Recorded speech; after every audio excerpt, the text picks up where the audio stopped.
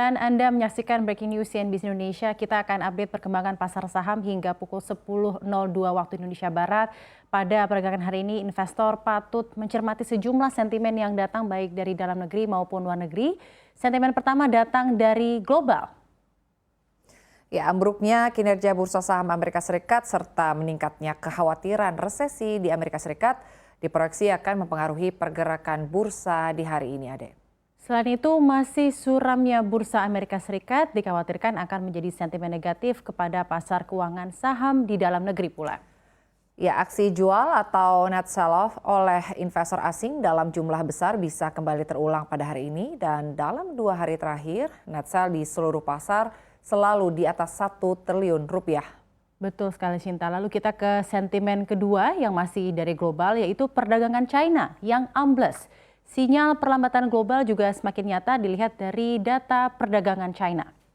Surplus perdagangan China mencapai 69,8 miliar dolar Amerika November 2022, ini terendah sejak April 2022 dan ekspor China melandai 8,7% year on year, sementara impor mereka anjlok 10,6% year on year pada November 2022.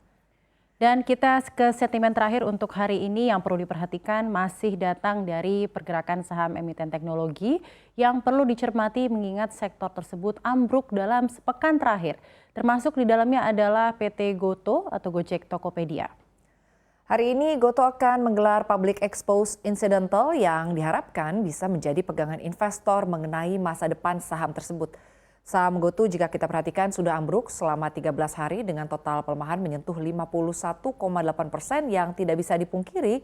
Ini menjadi pemberat pergerakan laju dari IHSG. Ya, untuk sektor finansial saat ini mengalami koreksi 1,47%, consumer primer juga koreksi 1,49%, consumer non-primer 1,42%, perindustrian juga koreksi 1,89%. Kita lihat untuk indeks sektoral selanjutnya. Sektor energi koreksi 2,94%, bahan baku juga koreksi 1,35%, infrastruktur koreksi masih bergerak volatil untuk saat ini 0,98%, lalu properti dan real estate juga koreksi 1,08%. Indeks sektoral selanjutnya. Sektor teknologi mengalami koreksi cukup dalam 2,2%, transportasi dan logistik juga koreksi dalam 2,49%, kesehatan juga koreksi 1,47%. Ya, kalau kita perhatikan ini indeks sektoral mayoritas bergerak melemah ya, Safrina. Kita merah akan ya, lihat semuanya berada di zona merah, bahkan nyaris anjlok 2% untuk perdagangan pagi ini saja. Kita melihat juga pergerakan rupiah terhadap US dollar saat ini tengah menguat melawan dolar Amerika Serikat di awal perdagangan Kamis 8 Desember ini setelah merosot 3 hari beruntun. Dan meski demikian perjuangan rupiah untuk mempertahankan penguatan hingga penutupan perdagangan dirasa akan cukup berat. Kita melihat juga ada sentimen-sentimen lain dari luar negeri yang nyatanya The Fed masih tetap akan melajukan kenaikan suku bunga di bank sentral mereka. Kita akan melihat juga nilai tukar rupiah, Sinta. Iya, kita lihat untuk rupiah terhadap Singapura dolar menguat 0,26%, terhadap yen Jepang juga menguat 0,34%, terhadap euro Eropa rupiah juga menguat 0,15%.